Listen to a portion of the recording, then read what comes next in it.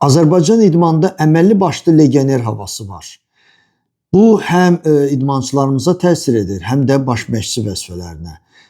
Diqqətlə baxsaq, milli komandaların, klubların baş məşqçiləri vəzifələrində daha çox xaricilər işləyirlər. Adicə olaraq futbolda, basketbol, voleybol klublarına baxsaq, 32-34% Azərbaycanlılardır, qalanlar xaricilərdir.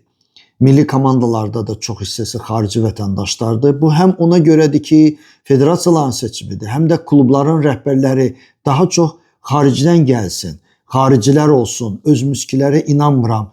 Belə ifadələri istifadə edib, necə deyirlər, xarici mütəxəssislərə üst tuturlar.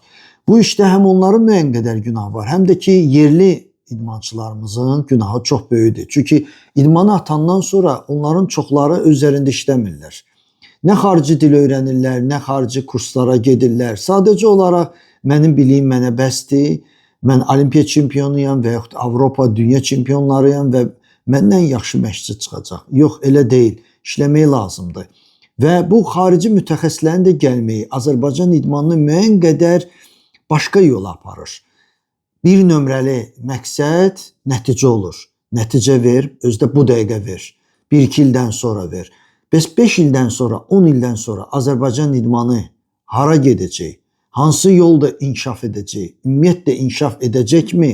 Bu suallara mən çox çətindir mənim üçün cavab vermək. Mənə elə gəlir ki, çox çətin olacaq və ildən ilə də pisləşir vəziyyət.